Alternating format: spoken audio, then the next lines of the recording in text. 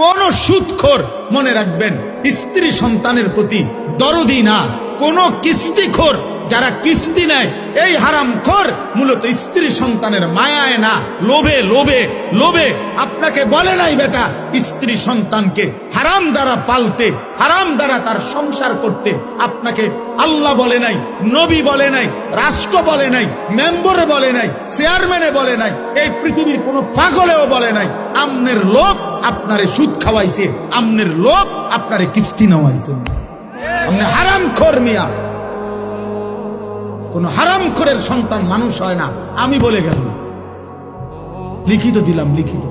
সুদখোরের সন্তান মানুষ হয় না,